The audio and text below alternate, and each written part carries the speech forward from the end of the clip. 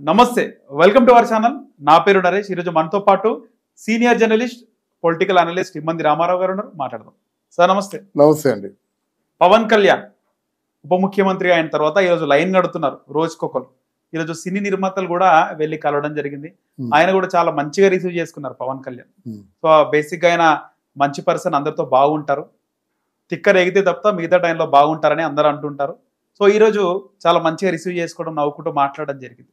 కానీ చాలా మంది ఏం మాట్లాడుతున్నారు సార్, సోషల్ మీడియా వేదికగా ఈరోజు వచ్చారు మీరు పవన్ కళ్యాణ్ అమ్మ నా బూతులు తిట్టినప్పుడు, ప్యాకేజ్ స్టార్ అన్నప్పుడు, ముగ్గురు పెళ్ళిళ్ళు అన్నప్పుడు, 3 సంవత్సరాలకు ఒక పెళ్లి చేసుకుంటారు అన్నప్పుడు, ముఖ్యంగా తన తల్లి అంజనాదేవిని తిట్టినప్పుడు మీరు అందరు ఎక్కడున్నారని చెప్పేసి చాలా మంది నెటిజన్లు ప్రశ్నిస్తున్నారు సార్. మీరేమంటారు? అది కరెక్ట్ అండి, 100% కరెక్ట్. మీరు ఇందాక మాట జారారు, తెక్కరేగిందంటేని. ఇప్పుడు తెక్కరేగే పవన్ కళ్యాణ్ కాదు, చాలా మెచ్యూరిటీ వచ్చింది. అందువలన పవన్ కళ్యాణ్ ఇంటిగ్రేటెడ్ పొలిటీషియన్, సంపూర్ణమైన రాజకీయ నాయకుడు. ఓకే. ఇక్కడ బాధ ఏంటంటే ఆయన ఫిలిం ఛాంబర్లో చిందులేసి శివతాండవం చేసి అరిచినప్పుడు ఒక్కడు స్పందించాడా? ఒకటి. ఆయన సినిమా చచ్చిపోయినప్పుడు, ప్రొడ్యూసర్ చచ్చిపోతున్న పరిస్థితుల్లో ఒక్కడు చేయూతను అందించాడా? 2. అనేమన్నాడు, భీమలా నాయక్ మీరు రిలీజ్ చేయకపోతే ఫ్రీగా రిలీజ్ చేసుకుంటా అన్నాడు కదా. అవన్నీ విన్నారు కదా వీళ్ళు. వీళ్ళందరూ ఏం చెప్పారు? గట్స్ ఉండాలి కదా సార్ అలా అనాలంటే. గట్స్ ఉండాలి, తప్పకుండా కోట్లు, కొన్ని కోట్లు. అది గట్స్ తప్పకుండా. అందుకే ఆయన నాయకుడు అయ్యాడు. ఆ గట్స్ లేకపోతే ఆయన ఎందుకు నాయకుడు అవుతాడు? ఆయన పట్టుదల పట్టినట్టయితే ఆ పట్టుదల చివరి వరకు ఉండి ఆ గోల్ కొట్టాడు కాబట్టి విజేత అయ్యాడు. ఇలా మధ్యలోనే పడిపోయింది, ఆ కాళ్ళు ఇరిపోయిందంటే ఏం చేస్తాం? నీక మూల దోసేస్తాం మనం. కష్టపడినా నష్టపడినా ఏం చేసినప్పుడు కూడా అనుకున్న గోల్ కొట్టాడు, అనుకున్నది సాధించాడు. కాబట్టి ఆయన సీఎం గారితో ఈక్వల్ గా సీఎం గారే చెప్తున్నారు, మాకెంత గౌరవం ఇవ్వాలో ఆయనకి అంతే గౌరవం ఇవ్వాలని చెప్పేసి ఛాంబర్లో చంద్రబాబు నాయుడు గారి ఫోటోతో పాటు పవన్ కళ్యాణ్ ఫోటో కూడా పెడుతున్నాడు. నేను పవన్ కళ్యాణ్ వేరు వేరు కాదు, ఇద్దరం ఒకటే అన్నట్టు. అదే నవ్వుతున్న భవిష్యత్ అండి. ఇంతవరకు ఏ ముఖ్యమంత్రి కూడా ఇంకొకరి దగ్గర రానివ్వడు, అర్థమైందా? అది మీరు ఇంత చేసిన తర్వాత మరి అట్లాంటి పవన్ కళ్యాణ్కి మీలో ఎవరైనా సమర్థించారా? ఎందుకు సమర్థించలేకపోయారు? స్వార్థం. అంటే వైఎస్ రాజశేఖర రెడ్డి గారి బిడ్డ జగన్మోహన్ రెడ్డి గారు మళ్ళీ ఇంకో 10 ఏళ్ల పాటు ఆయనే ముఖ్యమంత్రిగా ఉంటాడు అనుకొని భయం. అంతే కదా. ఈయనకెదురా బాబు, ఈయనకి అనవసరం నోరిపోయామంటే మనం ఆస్తులమే పడతాడని ఏదో స్వార్థం ఉంటుంది వ్యక్తిగతంగా. ఏదైనా చేసి ఉంటే బాగుండేది. కానీ ఇప్పుడు అదే పవన్ కళ్యాణ్ ఇప్పుడు వాళ్ళు రాగానే రిసీవ్ చేసుకోకపోతే ఏమని ట్రోల్స్ అవుతుందా? ఈయన సినిమా యాక్ట్ కదా, ఈయన సినిమా వాళ్ళ కష్టాలు తెలీదా? స్పందించొద్దా? రిసీవ్ చేసుకోవద్దా? మరి జగన్మోహన్ రెడ్డికి ఆయన ఎంతైతే అవమానం చేశాడు అంతకంటే ఎక్కువ అవమానం చేశాడు. ఆయనకి ఈయనకి తేడా ఏమిటని మన వాళ్ళే అంటారు. అందువల్ల ఆయన చాలా జాగ్రత్తగా ఉన్నాడన్నమాట. సిగ్గుపడతారు, ఏం చేస్తారండి? సిగ్గుపడతారు. ఇప్పుడు ఆయన వెళ్ళి అల్లు అరవింద్ గారిని అడగరు కదా, ఏమండి మీ అబ్బాయి ఇంత నన్ను మానసికంగా దెబ్బతీశాడని. ఆయన పవన్ కళ్యాణ్ అడగడు, ఈయన చెప్పడు. సార్ ముఖ్యంగా ఒక మనిషి లేదా నాయకుడు తనకు జరిగిన అవమానం లేకపోతే గతంలో జరిగిన దానికి రివెంజ్ తీర్చుకోవడం కరెక్ట్ అంటారా? అవన్నీ మర్చిపోయి చాలా హ్యాపీగా రిసీవ్ చేసుకోవడం కరెక్ట్ అంటారు? ఇప్పుడు నీకు అదే చెప్తున్నాను, అదే చెప్పబోతున్నాను. పవన్ కళ్యాణ్ గారికి చంద్రబాబు నాయుడుకి మన వీడియోలు చూస్తారు వాళ్ళు. ఏమిటంటే ఎవడైతే అంటే అసెంబ్లీలో మీతో పాటు మీ అర్ధాంగి భువనేశ్వరి దేవుని క్యారెక్టర్ అసాసినేషన్ చేశాడో, ఎప్పుడైతే మీరు ఉక్కిరి బిక్కిరై ఏడ్చారో దానికి కారకులైనటువంటి వల్లభనేని వంశీని, కొడాలి నాన్ని తప్పకుండా దాని మీద ప్రాపర్ యాక్షన్ తీర్చుకోవాలంటున్నాను. I'm not telling about revenge. ప్రతీకారం కాదు. వాడు తప్పుగా వాగాడు కనుక దాని నామ్స్ ప్రకారంగా, లా అండ్ ఆర్డర్స్ ప్రకారంగా, కోర్టు తాలూకు రూల్స్ ప్రకారంగా వాడికి ఏ శిక్ష వేస్తారో వెయ్యాలి. వెయ్యిపోతే ఇంకొకలా వాగుతాడు. అంటే ఇంకొకరిని భయపడడం కోసమైనా శిక్ష వేయాలి. అది తప్పనిసరి అంటున్నమాట, తప్పకుండా వెయ్యాలంటున్నాను నేను. ఒకటి మర్డర్ చేశారండి, మర్డర్ చేసేవాడికి శిక్ష లేకపోయినట్టయితే నలుగురు మర్డర్ చేస్తాడు.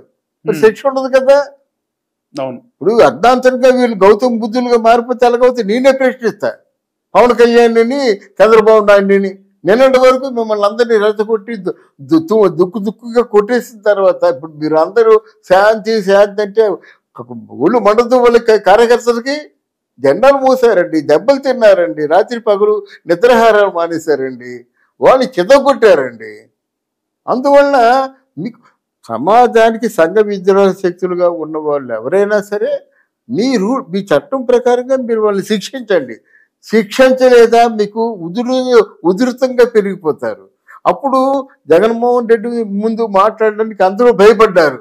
మీ ముందు మాట్లాడడానికి భయపడలేదు. అక్కడి నుంచి రోజా మాట్లాడుతుంది, ఇటు నుంచి వీళ్ళు బొచ్చు పీక్కోమని చెప్పేసి కొడాలని మాట్లాడుతున్నాడు. ఏంటండి అవసరమేమో అనిల్ కుమార్ యాదవ్ మాట్లాడుతున్నాడు, ఆ బోరగడ్డ అనిల్ కుమార్ మాట్లాడుతున్నాడు. ఏంటి మాటలవి? వచ్చి కత్తితో నరికేస్తా ఉంటున్నాడు.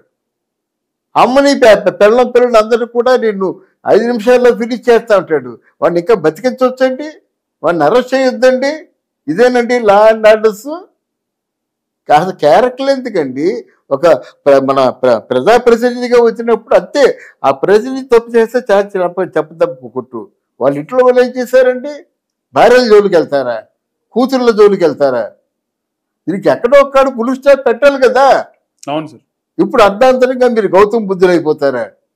ఆడు తప్పు చేశారని మనము తప్పు చేస్తారు, చెంప పగలు పెట్టేస్తారు ఎవరైనా సరే. గౌతమ్ బుద్ధులు అవ్వద్దు, నేరస్తులు శిక్షించండి. 10 మంది నేరస్తులు భయపడతారు.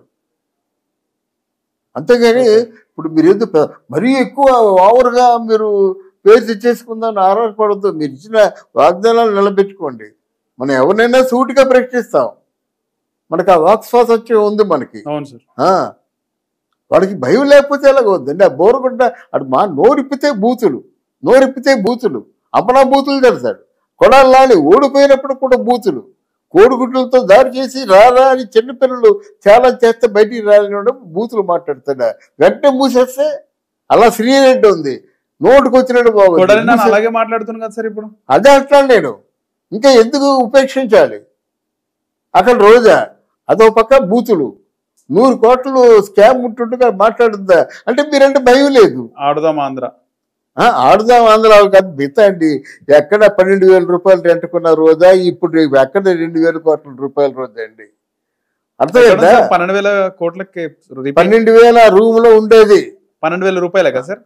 12,000 రూపాయలు రూమ్ లో ఉండేదండి. ఆ రోజా అన్న ఎవరనుకున్నావు?